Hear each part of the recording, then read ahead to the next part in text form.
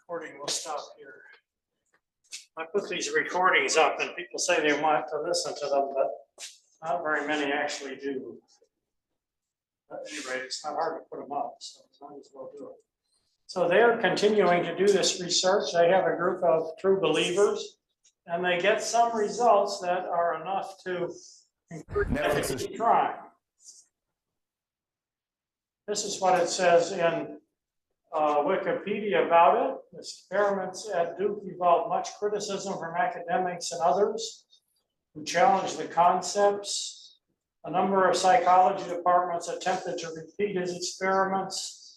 W.S. Cox did 132 subjects, 25,000 trials, and concluded there was no evidence. That's what it says in Wikipedia, which tends to give you sort of a consensus view. On the other hand, there are other people who say there are successes, and that's in one of the articles in that book, which I'll be quoting in a minute. The other side of this is you have the skeptical movement. And that is one of the unique things about parapsychology, is that there's a whole group of skeptics who criticize it and make their career in being unbelievers, which is not really true of other fields of science. This was started in 1976, this movement by Paul Kurtz, who is a philosopher. He was teaching at Buffalo, so it was centered up there. They had the psychologist Ray Hyman, science writer Martin Gardner, James Randi, who's a magician, and they would debunk the magic tricks that some people use. Isaac Asimov was a very well-known writer of science fiction, astronomer Carl Sagan. So these people were involved in this movement. I think Kurtz was really primarily into humanism and against theism and religion. But it's hard to attack religion because the religious people say, well, religion is a matter of faith. It's not something we can prove. So once they concede that, you can't really argue it on the basis of science. They focused a great deal on the paranormal. Now, some things are like sightings, like UFOs or the Loch Ness Monster. Other things are the studies that are being done that they claim to be unscientific, and they still continue to publish those. When it started, they had an attempt to do their own research, and they were studying, they decided to do a study of something called the Mars effect, which was something alleged by a French psychologist, Michel Gauquelin. And he said that there was a correlation between where Mars was in the sky when somebody was born and their effectiveness as a scientist. The natal position of Mars relative to the ecliptic of the rotating Earth, showing peaks just after its daily rising. And this would be correlated with people who won games in the Olympics or other competitive sports. So they did a study of their own. What was really difficult is that they confirmed Gauquelin's findings. They found that he was right. And that was a shock to them because they were absolutely certain they would find that he was wrong. And it turned out that it worked for them. They didn't want to publish the study. There was a big controversy within the group because people were saying, you're suppressing your findings. You're going to be scientific. You have to publish your research. It seems that there is some correlation there. Nobody has any idea why. And that's the big problem with psi in general, is we don't have an understanding of why it might work. Astrology in general is based on the idea that the stars exert some effect on our lives. There's no understanding of how a star that's hundreds of light years away is going to have something to do with your personality or something. I get this, people say things like that. I was in a friend's meeting, a woman said, somehow the Earth's magnetic field is affected by our psyche. If we philosophize, I'm sure there's no measurable effect on the Earth's magnetic field, whatever I may think. I don't think any one of us is going to have any effect that anybody could detect. But you could feel that there's some that's so small that nobody rejects it. And we don't have any way of knowing why that would happen. But what happened in this case is that it does work. And there is some correlation with astrology. I did some work just looking at people's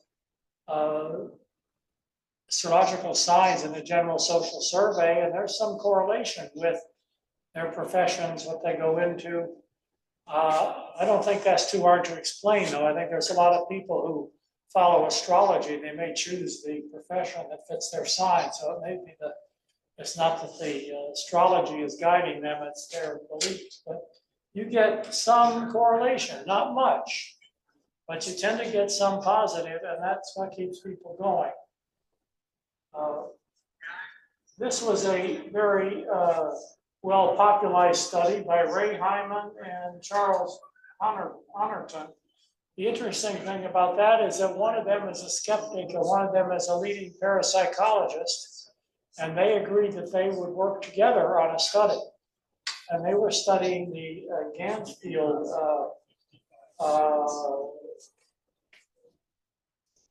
evaluating the research on Gansfield experiments. Turned out that they agreed there is an overall significant effect in the database that cannot reasonably be explained by selective reporting or multiple analysis. The degree to which the effect constitutes evidence for psi is still an area of disagreement, but it's agreed that the final verdict awaits the outcome of future experiments conducted by a broader range of investigators and according to more stringent standards. So they found something, and they both agreed that they found something. It wasn't very strong, but they found something that was strong enough not to be random chance, and they couldn't explain it.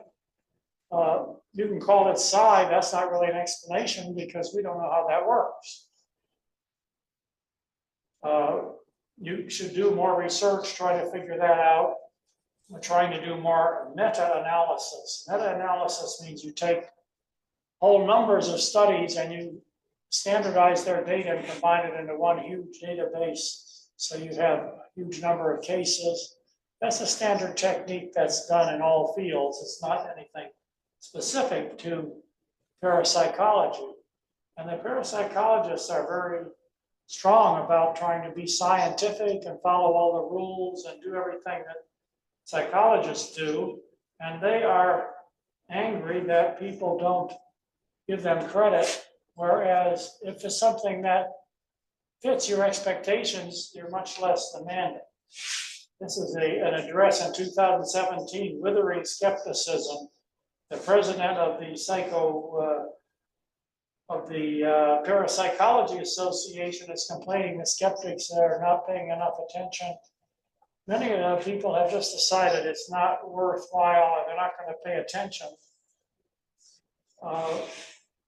In this book, a study by Brian Williams says a basic assessment of a collection of 59 Gansfield ESP studies following the methodological guidelines specified by Hyman and Honerton found a hit rate of 30% against an expected chance hit rate of 25%. I guess that must be with 4 cards or something to get 25%.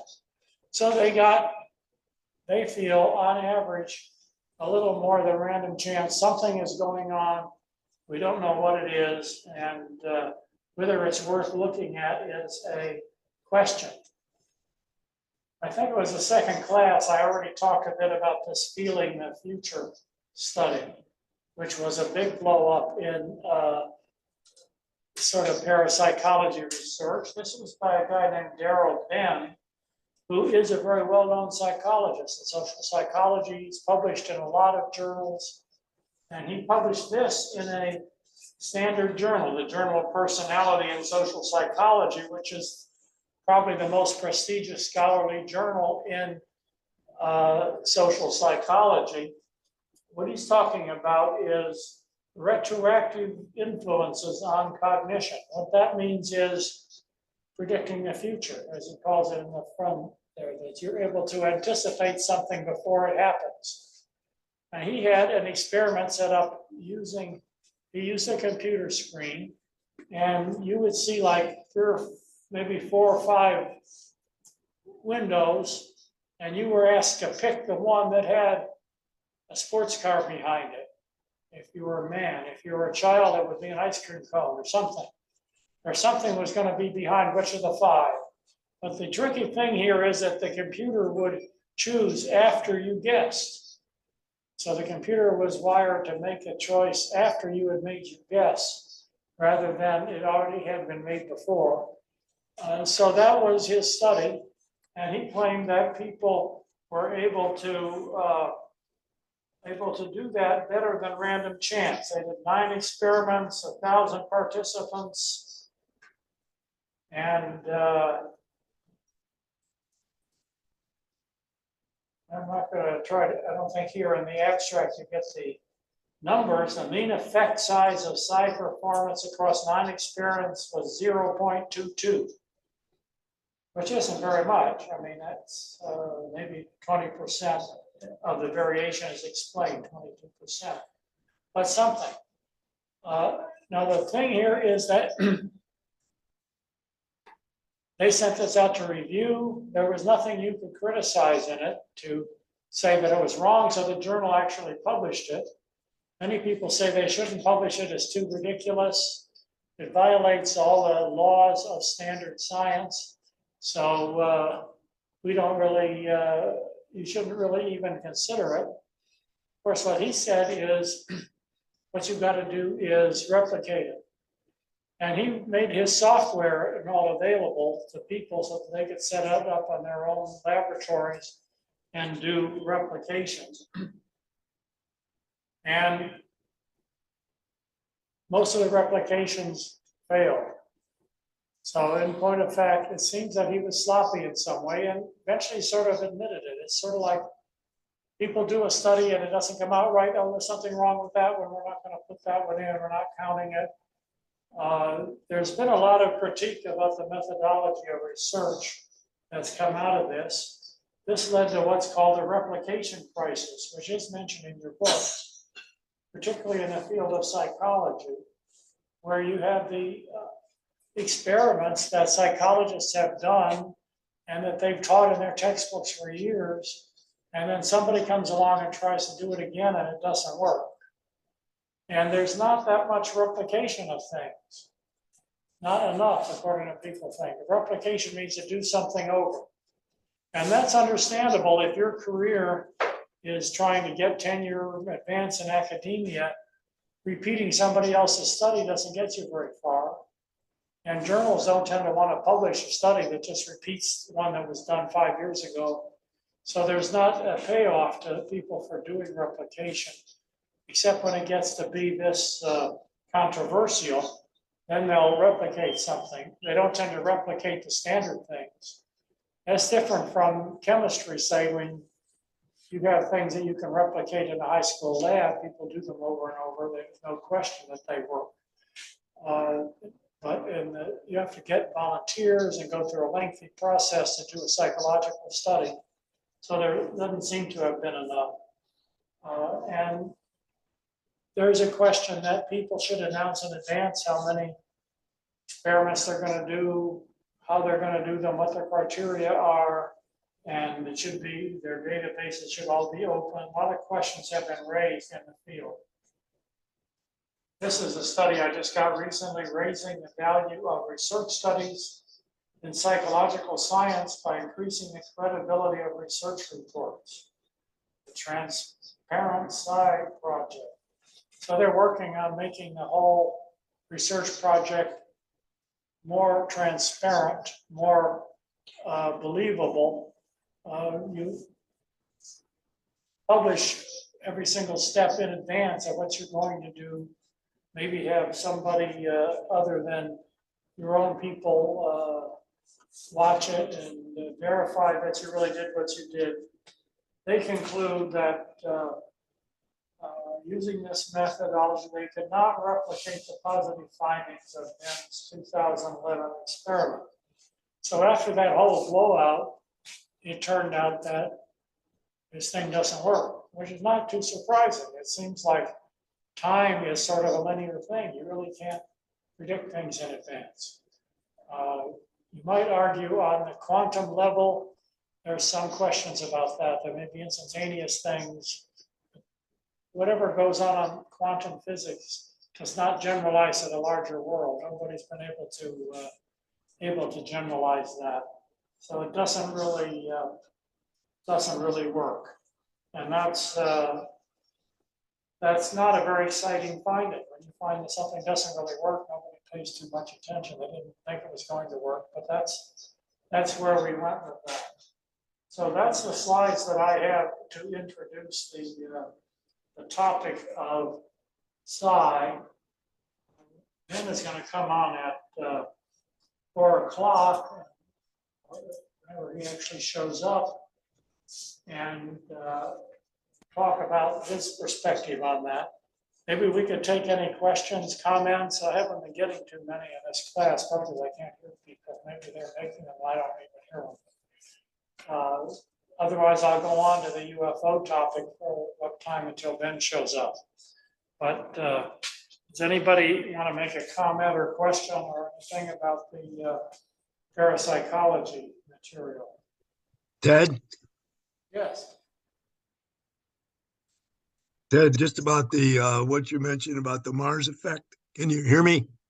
Yes, I hear you fine. You talked about a correlation, and I think the book points out, Mr. Guy, that when you talk about correlational studies, you really need to consider the multiple sources of causation that might have produced that correlation. So the position of Mars and the people born to become famous scientists, there might be other factors related to that. Okay. Reasonable point. I talked about how there's multiple causations of everything. Right, and then replicability, the fact that other people have not been able to repeat the experiment, and then meta-analysis, what you described and the author describes, where people look at a variety of studies rather than just one study. So, but I think you made a really good point about academic research and the fact that to do a study of replication does not advance you professionally or get you tenure or promotion in the academic setting as much as an original study. Yeah, I think that the point that George is making is true. You should look at other causal factors. Nobody has ever suggested what any might be, however, with regard to the position of Mars and how it would relate. You know, if people knew the position of Mars and it affected their behavior, then you could say there's the causal arrow goes in the other direction, that they're going into a field because of that. I think with astrology, sometimes you can argue that. This isn't something that people are aware of. It's not something you can read in the paper where Mars was. I don't know where Mars was when I was born. I don't even know much about my astrology. I think I'm a Scorpio or something. But, you know, there's a tendency to raise these methodological issues when you don't like a finding. And when you like a finding, you don't do that. You accept it. And that's what leads to problems, like with Mac's thing on gun control. He fiddles around, he gets a finding he wants. He says, aha, that's right. And there are lots of other factors. The major factor there was that all the huge cities where there's a lot of crime did not have shall carry laws, so that distorted his database. And then people who are critics do look for the other variables. That's exactly what you have to do. Say, if there really is a relationship, what really explains it? And there must be something out there that it's a spurious correlation. Problem with this Mars effect is I don't know what that would be. Nor do I know how that Mars would have any effect on people either, so it sort of becomes a mystery. I mean, I can understand people would look for something else and we tend to be skeptical of things you don't believe. Like if I say I saw the Loch Ness Monster the other day, people would be skeptical. If I say, well, I saw a deer driving home, I don't really have to prove that to people. That happens all the time on my street. So you do tend to be skeptical of things that you think don't make sense. That's where you get this argument that exceptional things require exceptional evidence. But what is exceptional evidence? It's hard to say. If you found a Loch Ness Monster, that would be proof that it existed. You only need one. That would be ordinary evidence. If you found a dead cow, that would prove the cow existed. Yes. Can I ask a question to George Banziger? Yeah, speak up so I can hear you, please. I will hear. Did you say when you introduced on the first day that you had done some research around paranormal psychology? Did you say that, or did I not understand that? Johnson, have you done research on this yourself? Are you talking about, or? Yes, I've done some research on belief in the paranormal and the kinds of people who believe in paranormal. And there's a scale called belief in the paranormal scale that describes several of the categories of psychokinesis and extrasensory perception and other things. And generally, the findings are, and this has been replicated, that people who espouse belief in the paranormal also are people of lower socioeconomic status and lower educational level. And there's also a kind of intersectionality. People believe in the paranormal, and this is John Guy makes this point, also believe in conspiracies and other kinds of pseudoscience phenomena. Was I heard, Ted? Yes. You're good.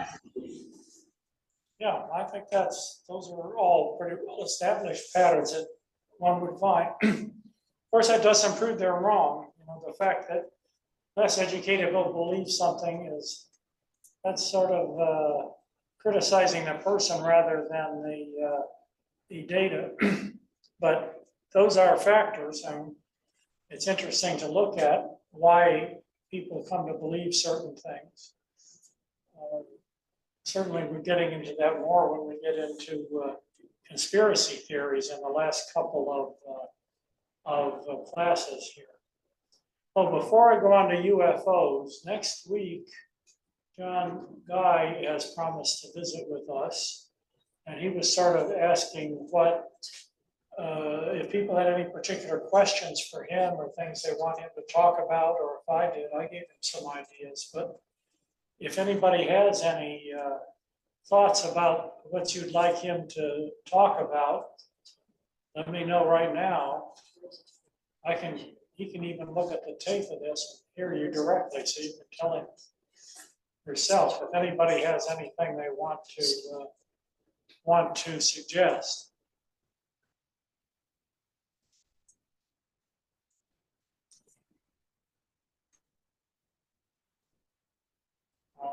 Didn't hear anybody, so I guess think about it. If you do by the end of the hour, let me know. I suggested he might look at guns and violence and look at why he thinks critical thinking would have an effect on prisoners, and that is dealing with a very different population, much less educated than the kinds of people that George is saying are more likely to believe in non-scientific things. So I think his work there should be of interest. We need to take a break around 4, right? So should start it on the UFOs, or should we take the break now and come back at 4?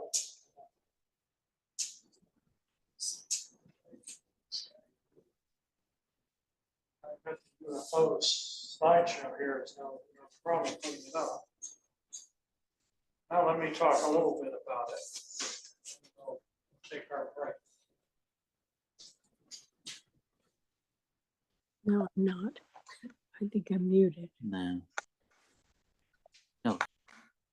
This is something that has become of some recent interest as we get these balloons coming over America and Canada. It's possible that some of the sightings of UFOs have to do with balloons, so they sort of go together. This is something that is been going on for a long time. People have been seeing weird things in the sky, things that they can't explain. The explanations are different. In the past, they tended to be fairies and ghosts and more supernatural. Now they tend to be extraterrestrial, more of a scientific explanation. This is a picture of a 1561 celestial phenomenon over Nuremberg, as printed in an illustrated news notice back at that time. Now, UFO enthusiasts have described this as an aerial battle of extraterrestrial origin. Skeptics say that it was probably something called a sundog. Anybody here ever heard of a sundog? I had not heard of this. Sundog is a perihelion or mock sun, an atmospheric optical phenomenon that consists of a bright spot to one or both sides of the sun. Two sundogs often flank the sun within a 22-degree halo. This is caused by ice crystals in the sky, apparently. Here is a picture of a sundog in Fargo, North Dakota. You can see the sun is in the middle and the two sundogs are off on the side. And you can also see parts of the halo, the arcs passing through each sundog and the pillar. This is, some people think what people saw back in 1561 that they thought was a mystery. Now, they may have thought it was some kind of religious phenomenon or something else. They might have had some other explanation. They didn't think of it as UFOs at that time. But that's just an example of a very early sighting. Here's one from 1865 from a newspaper, the Missouri Democrat. Not too many Democrats left maybe in Missouri, but they were Democrats then, I think. Giving an account of a sighting of an unknown flying object. A strange story, a remarkable discovery. James Lumley was a trapper. Just after sunset, he saw a bright luminous body in the sky. It moved very quickly to the east, and after 5 seconds, it burst into pieces. About 2 miles from his campsite, he could see a path cut through the forest, and it had leveled everything in its path. He soon discovered the cause of it, a giant object which is made of rock-like material, had been driven into the side of a mountain, ripping through the forest. Much more than an asteroid or comet, it was divided into compartments. Also, hieroglyphic-like symbols could be seen carved into the object's surface. So that was a very interesting sighting. Now, what's the problem with this sighting? This would really prove something happened. It had compartments, it had hieroglyphic symbols. Problem is, nobody else ever saw this. You know, if something that huge crashed in and knocked down all kinds of trees and so on, he went back into town, he reported it, people could go out and find it. Never found. There's no physical evidence that this ever existed. He saw this, he says he saw it, he believes he saw it, but that's the end of it. And that has been a consistent issue with UFO sightings, is that there's a lack of any physical evidence and a lack of decent photographs, which is more of a problem today because we sort of expect photographs of everything because everybody carries their cell phones everywhere they go. You know, whenever anything happens, we get photographs, we get video. police beat somebody to death, somebody's taking a video of it and it comes out on TV. You don't have any decent videos. You have some pictures, but they're very low quality and apparently fake. So what happens with these things is that there's an initial report, there's a certain amount of excitement, and it sort of dies off. In the Skeptical Inquirer, they call this the UFO flaps. Every generation must have its own UFO flap. He calls that a technical term. Carl Sagan caused it.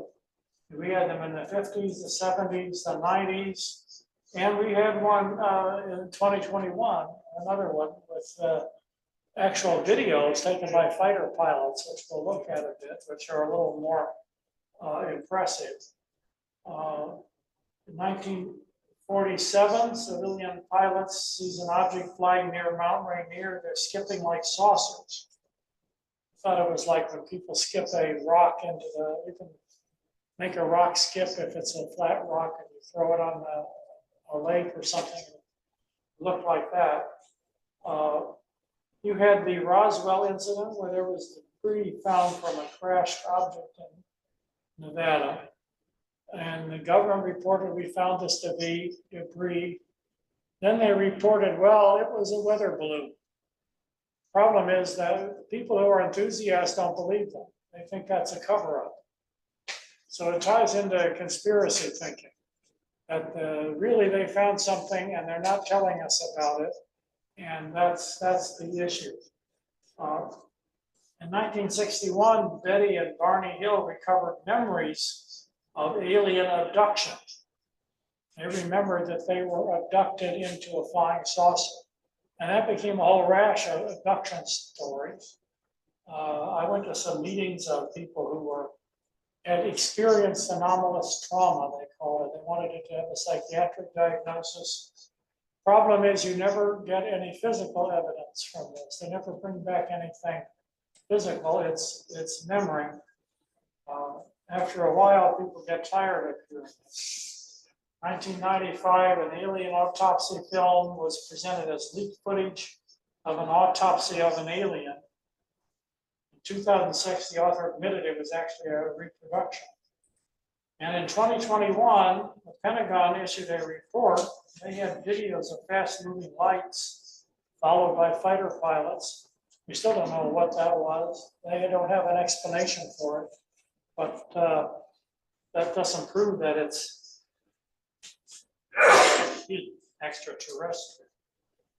So that's a number of things. I think it's time for us to take our break. Ben said he was going to get here approximately now, so we'll see when he comes on. But, we'll take our break now for 10 minutes, and I can go on with this, but I think Ben will probably be here. He does show up. We will have him talk about this stuff. He should appear on this screen with the people here when he signs on.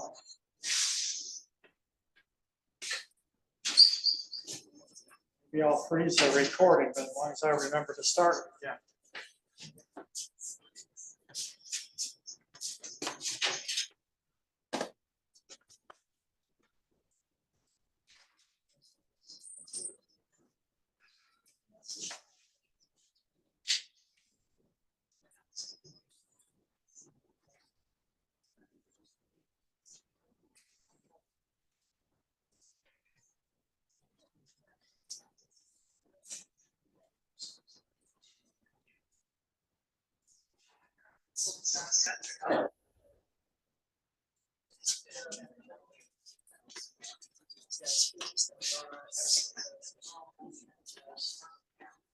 Okay, I'm going to get started again.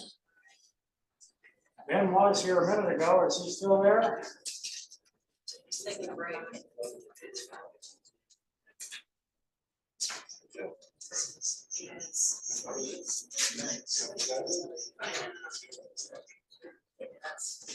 Hello, Ben.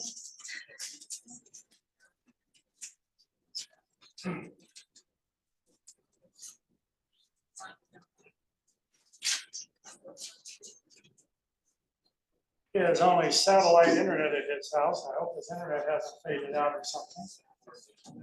Saw him there a minute ago. He said he was making a pit stop. What? He's taking a break. There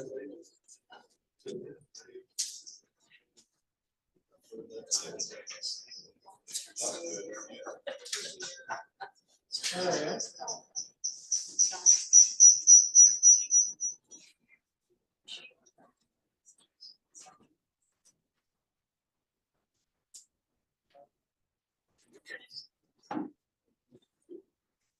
No, don't know what happened. He was on there. What, we saw him.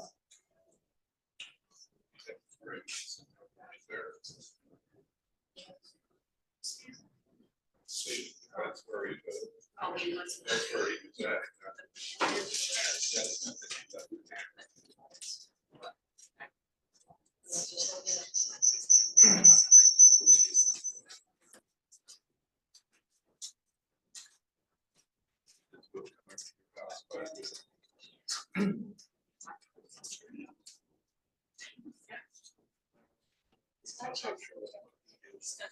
Oh, yeah.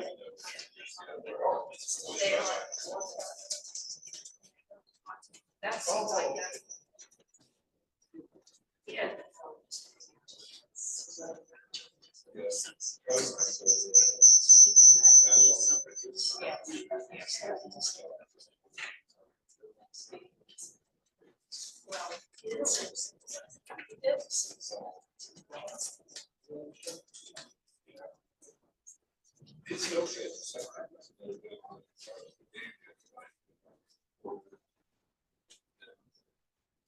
Well.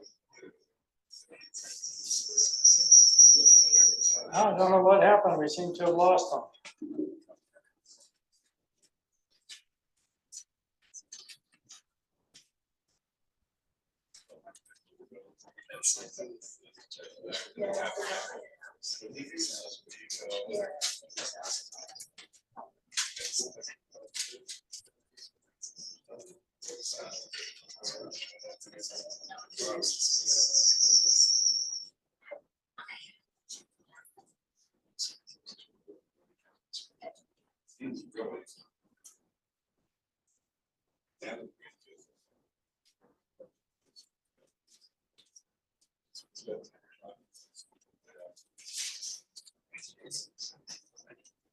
Oh, here he is.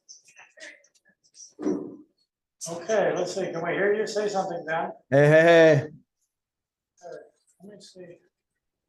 you can hear me, right? Yeah, let me see if I can make you full screen.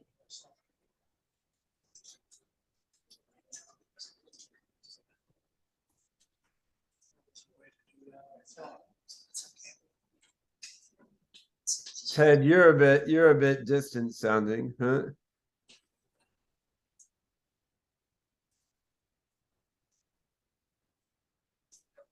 There we go. Okay, Ben, we were talking about parapsychology. I think I showed you my slides. You may have seen what we. Yeah, But we'd like to get your perspective on it.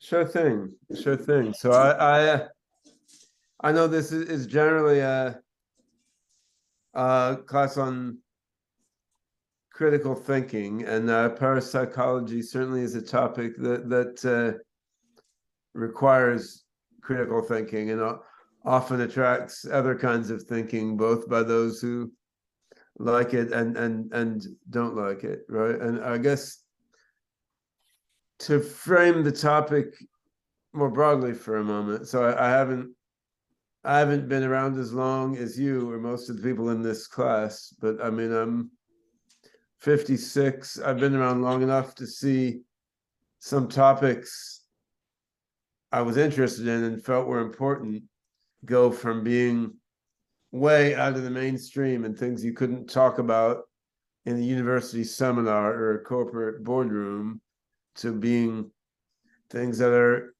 somewhat broadly accepted, right? So I mean, one example is what I've come to call AGI, artificial general intelligence, like building thinking machines that can really think as well as people. And I mean, that idea has been around since many thousands of years. Ancient Chinese tried to build intelligent robots. It's been around in a modern scientific way since, Norbert Wiener in the 1940s with his book Cybernetics. But still, like when I started my career in the 80s, you couldn't give a seminar in a university on building real thinking machines. You couldn't do a thesis on it. It was sort of what you discussed over beers after work in the bar rather than something you could discuss in a serious research context. Now, we don't have computers that can think as well as people, and not everyone agrees that it will be possible or when, but you can publish academic papers on it. I've organized conferences on this topic since 2006. You have national leaders and corporate executives talking about, building strong AI as a priority. There's been a big shift, and the quest for radical human life extension has been like that also. When you did the SLAM, the Student League Against Mortality at Antioch in the 60s, it was a semi-joke, right? And of course, some people were taking the potential for radical human health span extension seriously at that point and beforehand. But only like last year or the year before or something, the US FDA classified aging as a disease so that you can now officially get a drug FDA approved just because it prolongs healthy human life rather than because it addresses some particular age associated ailment, right? So, now you have a number of venture capital funds focused exclusively or centrally on longevity and lifespan or health span extension. So in these cases, during my own professional career, which goes back to the 80s, you've seen some major topics go from being like laughed at and mocked and way out of the mainstream to being a little controversial, but something that you're allowed to work on, you can get funded to work on, you can get published for working on, right? And that's interesting, and it follows a familiar pattern where after something has become mainstreamed, people tend to deny or forget that it was ever not mainstream, right? And so seeing that pattern, of course, one question is what's next, right? And I think consciousness research is something that has followed that same pattern. It's hard to believe now, but in the 70s and 80s, it was hard to publish papers in psychology journals on consciousness. Like consciousness was considered a woo-woo topic that was if you're like Freudian or Jungian therapist, you could talk about it, but not if you're a serious research psychologist. The behaviorist dogma in psychology had sort of pushed discussion of consciousness out of the scientific mainstream. By now, you have a bunch of academic journals of consciousness studies. You have conferences on the science of consciousness. So there's not any consensus on what consciousness is or how it works, right? But at least scientific probing into consciousness is allowed, and you have even a small business ecosystem of consciousness tech, right? So one possibility, I think, is that parapsychology will follow the same trajectory, like it's outcast and not taken too seriously now. And then, maybe 10 years from now, suddenly it will be in the position that consciousness studies or AGI or longevity therapy is, where a little controversial, but broadly considered a domain of serious pursuit. And once that shift happens, which I think will happen, then people will be able to look back and they'll say, well, you had people doing parapsychology research in Oxford and Cambridge and Princeton University back through the 20th century. You had US Army running Project Starlab into remote viewing in the 70s, 80s, 90s. I mean, you had Sony, the Japanese company, running ESP research and declaring success in I think it was in the 1980s. So there has been actually stuff happening in parapsychology all along, which will look different in hindsight once it's broadly accepted, I think. On the other hand, you also now papers on parapsychology are banned from Science or Nature, the scientific journals, just by editorial diktat. Like they won't be sent out to be reviewed, right? So you do have a history of serious work and academic publications and labs at major universities and government agencies and companies. On the other hand, you have the topic being banned from major scientific journals, right? So it's still in a similar or probably slightly worse state to how AGI or consciousness were a few decades ago. So yeah, having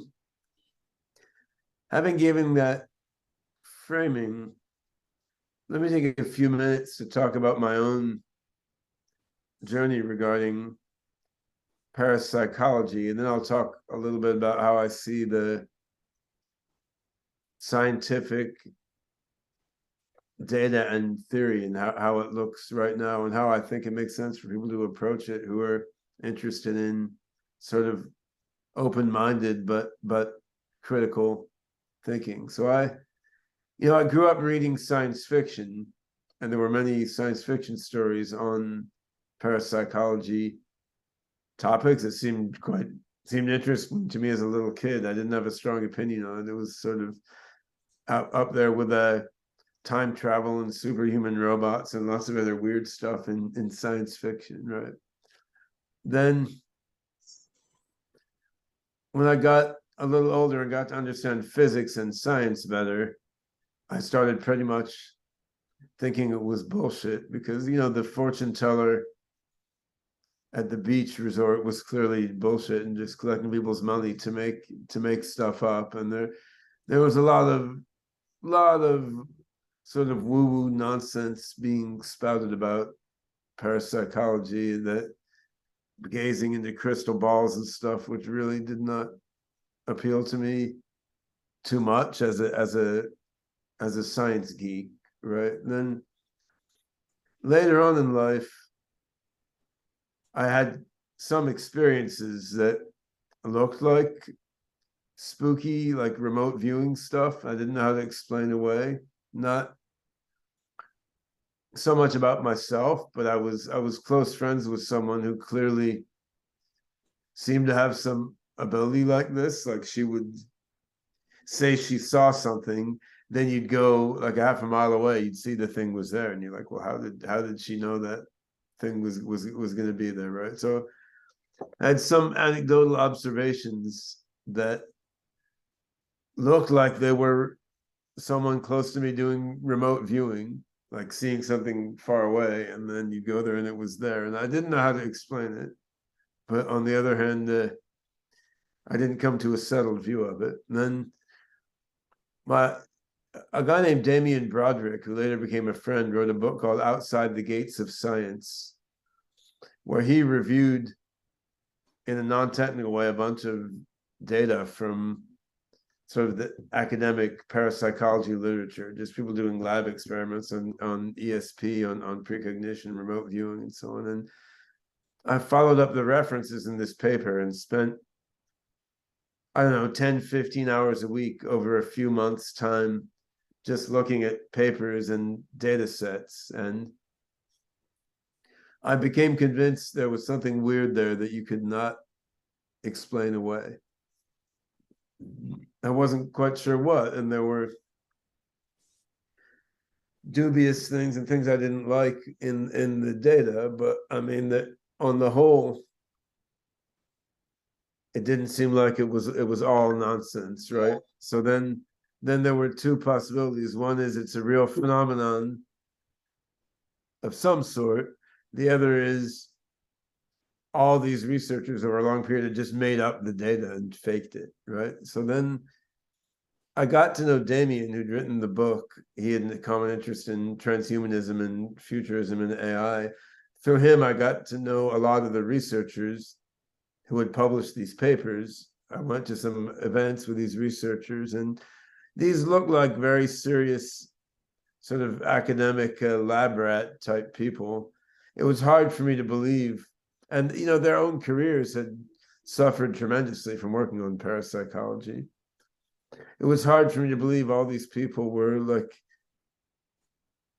fraudsters who were making this stuff up for no personal economic gain, and sort of why it wasn't believable that it was all fraud. I mean, you can never rule anything out for sure, but in the same way that, like, it's not really believable to me that the moon landing was fraud, as some people will say. Like, it's possible, but it really seems very, very unlikely, right? So that convinced me there's something real there, and not so much that there's one experiment, but just a large pattern of statistically significant results in a large number of experiments over a long period of time. And then, I mean, as one example of a body of work, there's a work on remote viewing that Project Starlab, run by US Army and CIA, did over a long time, where they just have people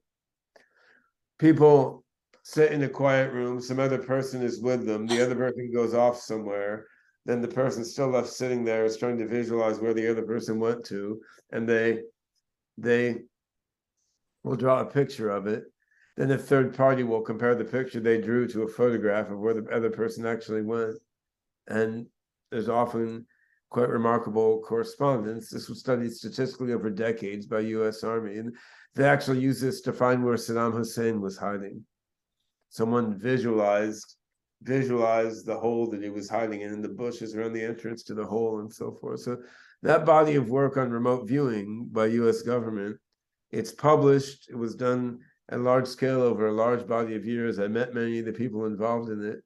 I mean, that Project Stargate is not the only interesting collection of data, but it was one interesting body of data. And so then when I started looking into the science of it, I mean, what you find is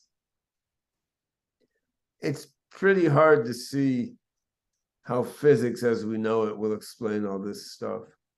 I mean, I can't quite rule it out because we can't really solve the equations of quantum mechanics exactly, even for the helium atom, but it doesn't look likely these like very long range correlations between one guy's brain and another guy's brain 50 miles away could be explained by quantum non-locality.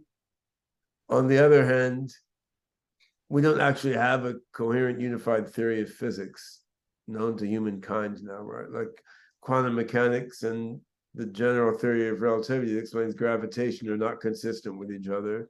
There's various ideas about how to unify them, like string theory and loop quantum gravity, which involve weird stuff like our universe being embodied in 26-dimensional space, right? So, I mean, it's not like we have a super solid physics theory of the whole universe that absolutely rules out these things from happening. We actually don't have an overall physical theory of the universe, right? So while we don't have a solid scientific explanation of it, I mean, we can't rule out that there will be one once we finally unify physics or something, right? So I mean, just as one very hand-wavy example, suppose it turns out our universe is embedded in some 26-dimensional superspace, like string theory says. Could somehow the brain tunnel through that higher dimensional space to somewhere else? I mean, very, very hand-wavy, but not necessarily weirder than quantum mechanics or string theory, which are also very weird to our intuitions, right? So as I see where we are now with parapsychology is there's a lot of data, like some of it's bad, a lot of it's good. the overall pattern across all the data suggests there's something weird there now that we don't know how to get rid of and explain away. We have no solid theoretical explanation for it. We have a bunch of people outside the scientific world spouting a bunch of nonsense and making fake claims about being able to see the future and read people's minds, which clouds the air quite a lot. And because of people spouting nonsense and because of the lack of a known scientific explanation, it's very hard for scientists to get research money to do further exploration of the topic. Like there's one foundation that funds the vast majority of research in the topic, and you can't publish in mainstream journals, so most researchers get directed onto something else. And as a final point, before I open up, maybe have some questions, there's an associated body of research on reincarnation and survival after death, which I, for most of my life, thought was the most ridiculous nonsense you can imagine, right? Because, I mean, of course, people, they would like to believe after they die, if they're good, they will frolic in heaven, because it's a nice, happy thought. And I mean, as a method of social control, telling people, if you do what I say, you'll go to heaven. If not, you'll be tortured forever in a pit of boiling oil. Like this seemed like altogether too convenient a set of delusions to foster in people's minds, right? And as you would infer, I was not raised with a religious ideology. Like my parents were not religious when I was growing up, so I never had to overcome those ideas. I was just never raised with them. On the other hand, when I looked at data regarding reincarnation-ish phenomena, like kids being born and telling their parents, oh, I used to be this 40-year-old guy with a big brown furry dog, and I was walking down the street, and then I was run over by a car and hurt my leg. Then the kid has a birthmark in the shape of a scar on that part of their leg. Then they find a guy whose death was exactly like that little kid told their parents, right? So there's just so many weird stories of kids remembering other people's lives. And it's, when you look at the totality of data like that gathered, it's very weird, right? And then you look at stuff from seances done with mediums in the late 1800s, early 1900s, like the number of details of these spooky ghosts that were summoned up reporting about the lives of people who had died and reporting weird undocumented details about their lives that were very hard to validate. I mean, once you look at all this data and all these reports, I mean, you either have to accept there's something really weird going on here, which is outside the conventional scientific worldview, that when you're dead, everything in your mind is just gone, or else it's a huge systematic pattern of fraud over so many people. And the more you dig in, the less likely the huge systematic pattern of fraud appears. And so Stephen Browder, who's a philosopher who has become a friend, and he was the head of the philosophy department at University of Maryland, Baltimore County. Then he retired and went largely into research of mediumistic seances and survival after death. But he wrote a whole book trying to evaluate the two hypotheses, that all this data is due to people actually surviving after death, or that it's due to mediums and little kids being psychic and reaching out into the minds of people who used to live and sucking the data out of their minds, which would also explain the same things, right? So he concluded that in some sense, people's minds surviving after death is a less convoluted hypothesis for the data. It doesn't, if you just look at all the reports, it doesn't look like any of the stories from conventional religions quite explain all the data either. Like, I mean, if you look at the idea of karma from Hinduism, like if you did bad stuff and die, you'll be reincarnated in a bad circumstance. You do good stuff and die, you'll be reincarnated in a better circumstance. Like, if you look at all the reports out there, there doesn't seem to be a pattern. Like people in a bad life situation remember the past life of someone who did bad stuff. Someone in a good life situation remembers the past life of people who did good stuff. Like that pattern doesn't especially seem to be there. And it's not entirely clear. There's like people die and they go frolic in the fields. They keep having a life like we do, as opposed to their mind somehow existing in another form of being cobbled together for communication with someone else now and then. Like it's unclear and weird. On the other hand, if you look at all the data, it looks like there's something there that we have no decent theoretical or scientific explanation for. So going back to the theme of critical thinking, I mean, there's a couple attitudes you could take when confronted with something like that, right? Because you're confronted with stuff where, you know, the data seems to suggest there's something quite extreme and wild going beyond our current scientific understanding. On the other hand, we have no detailed, rational way to conceptualize or explain this. So you can then reject it because we have no good theory of it. You can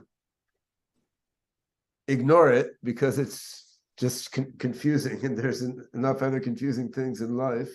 Or you could say, well, this seems to be real, and I'm just going to accept there are real things in the world that we have very dismal understanding of, right? And that's okay by me. It seems emotionally hard for some people who want to feel like they understand the world, right? And that's how to do critical thinking about things when we have so little rational and scientific basis of knowledge is quite hard, right? I mean, it's harder than harder than thinking about things where there's a lot of knowledge.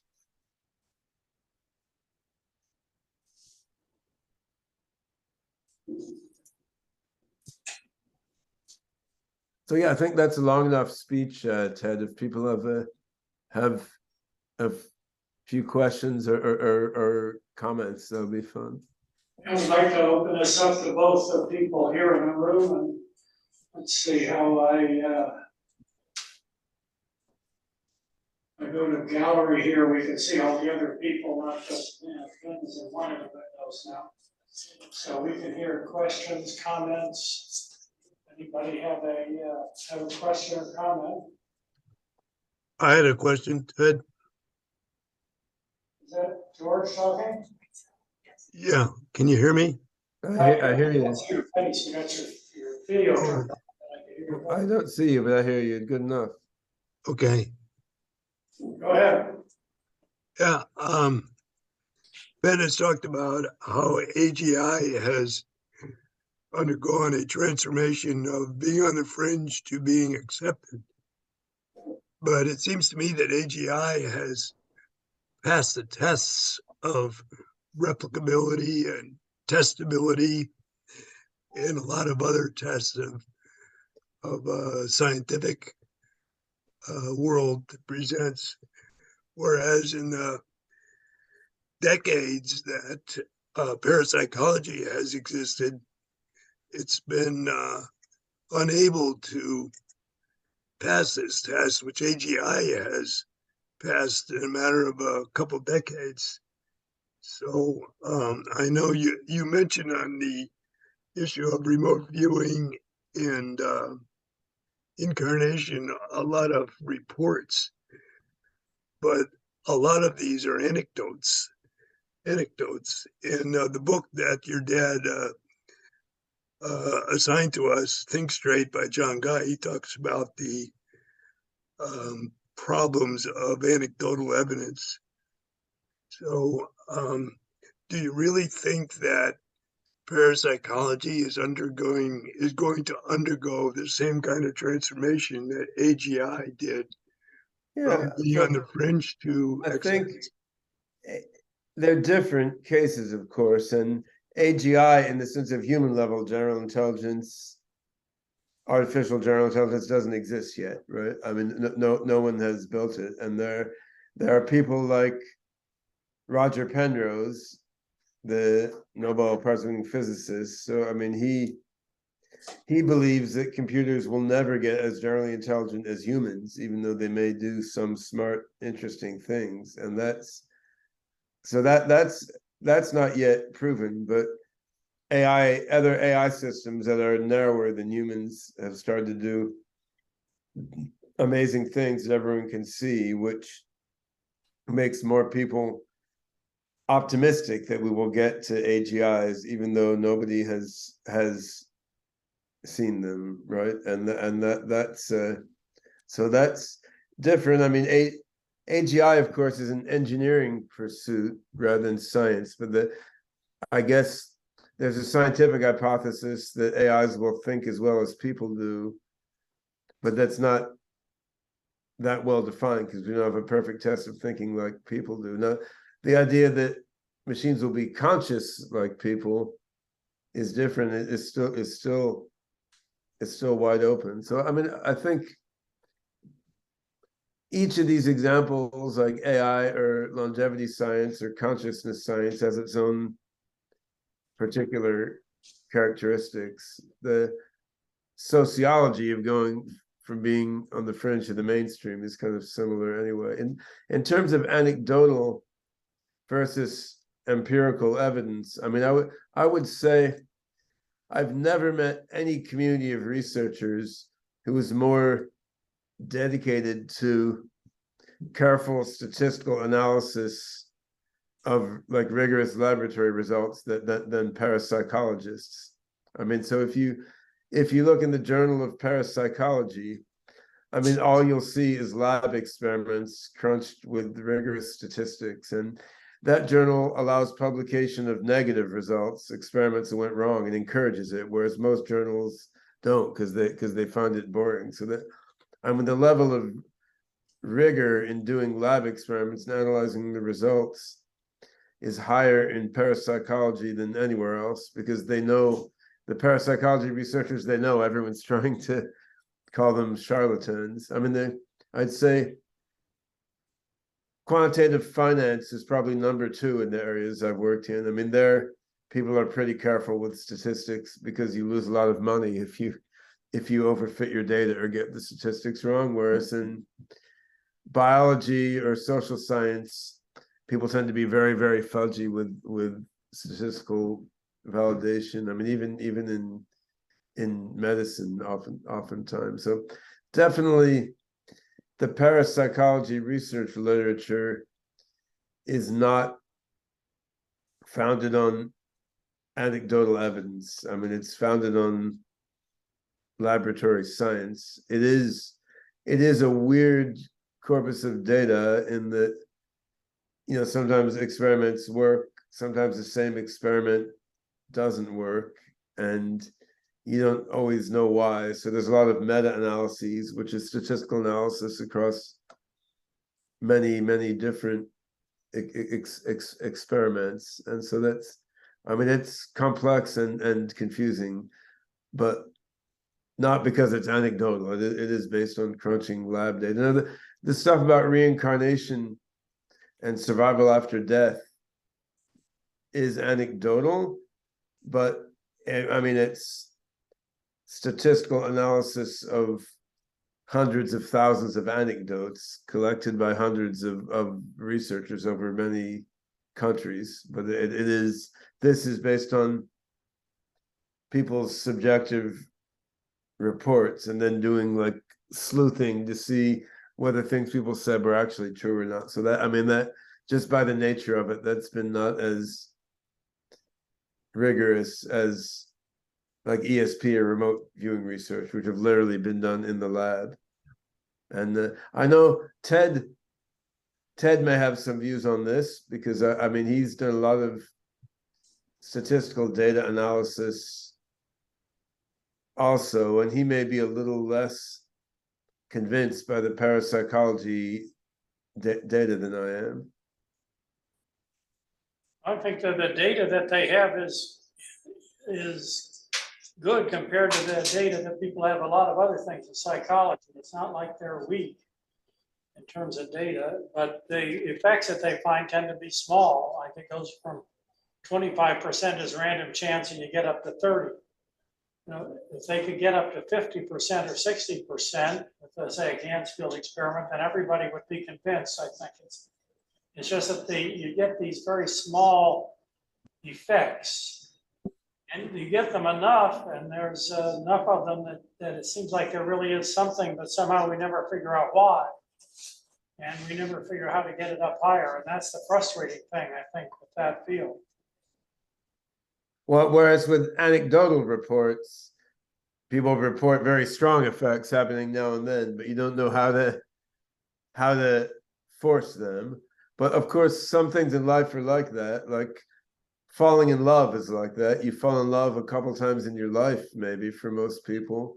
It's a hard thing to study in the lab, right? Because you can't just put boys and girls or boys and boys and girls together in the lab and wait for them to fall in love in certain circumstances if they have certain personality traits. I mean, in theory, you could do it, but it's a very, very hard thing to study. Yet anecdotally, it does happen over the course of your life, right? So that's yeah, it's tricky. But the other point that Ted made is also been made by some folks who don't believe in parapsychology. They looked at the data, they admit the data from parapsychology lab work is stronger than most data in sociology, in economics, in social psychology, even in medicine.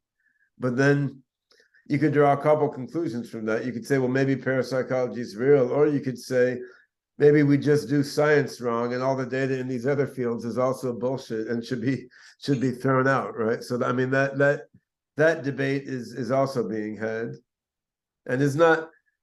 I wouldn't dismiss that completely, right? I mean, people do tend to be very sloppy in designing experiments, although in the end, I don't think that's a full explanation.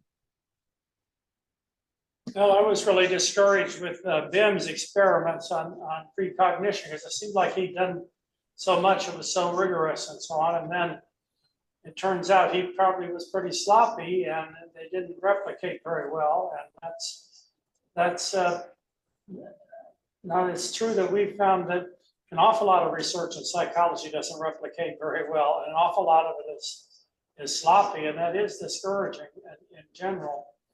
And when something doesn't conflict with our preconceptions, we accept it. When it doesn't, then we look at all the arguments, and I think all the flaws. And I think we're beginning to work beyond that and to be more rigorous in psychology in general, and wanting replications and in specifying things in advance. But one of the problems, the parapsychology world has somewhat led the way there. I mean, in parapsychology, for a long time, they've been trying to get researchers to pre-register their experiments, to tell the community what experiment they're going to do before they do it.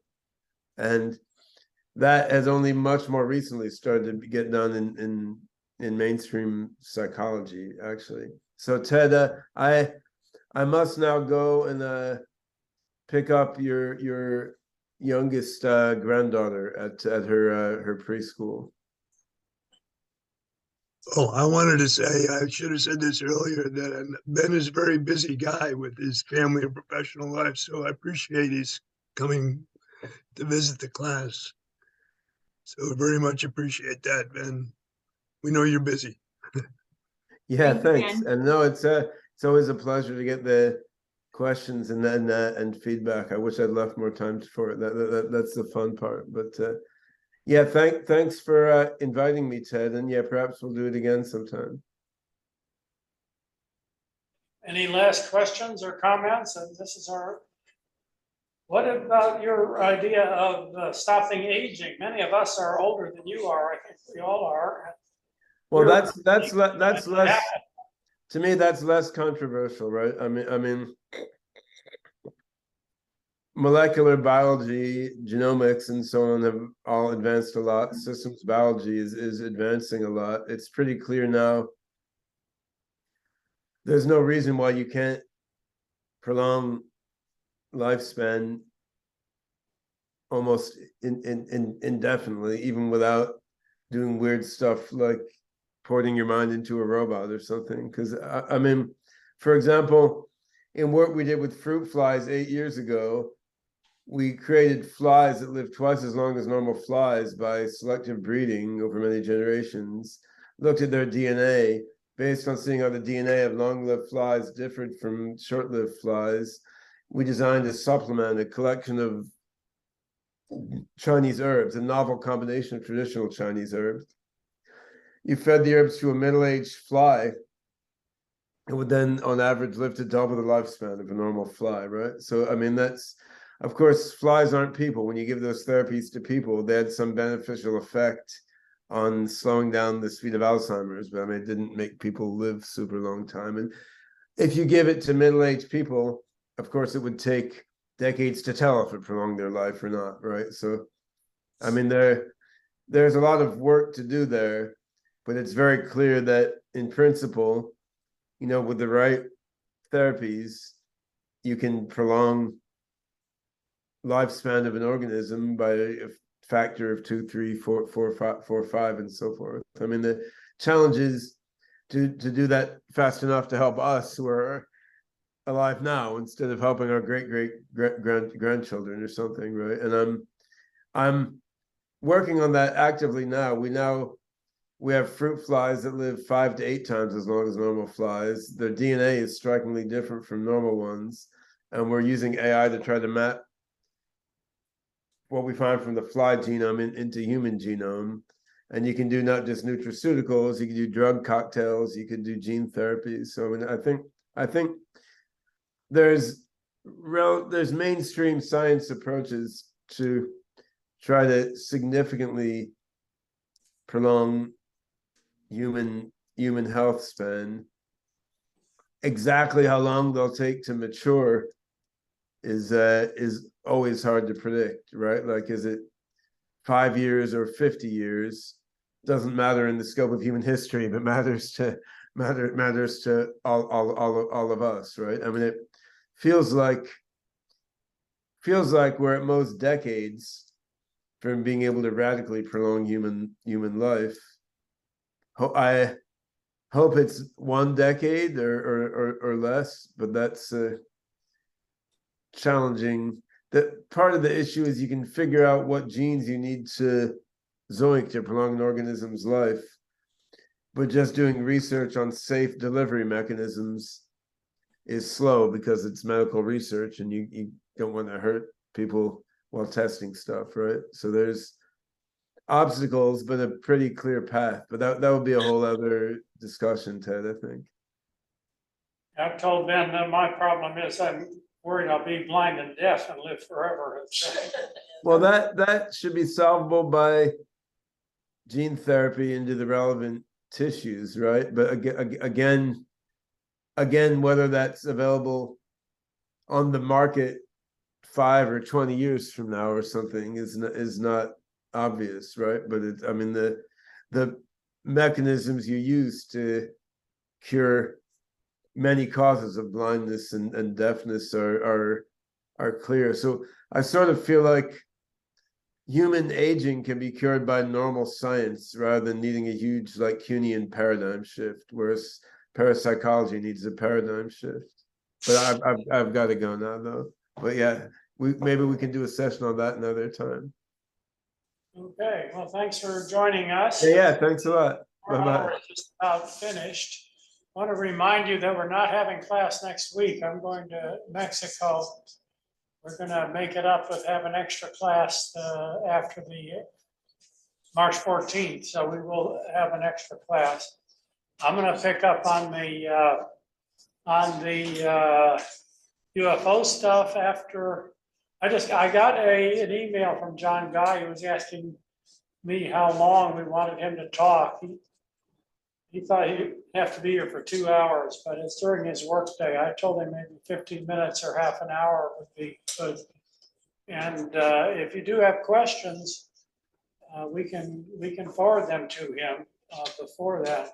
So I expect him to be with us in 2 weeks when we have our next class. And in addition to that, I'll do the whole stuff on UFOs and alien abductions, and then we'll move into more of the stuff on conspiracy theories. I don't think I've covered everything in John Guy's book, so if there are things there that particularly you wanted to talk about, let me know. We can incorporate them into our plan. It's certainly flexible. Anybody have any last comments or questions before we sign off?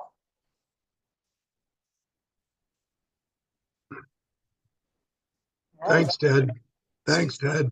2 weeks. Thanks, Ted. Have a good trip.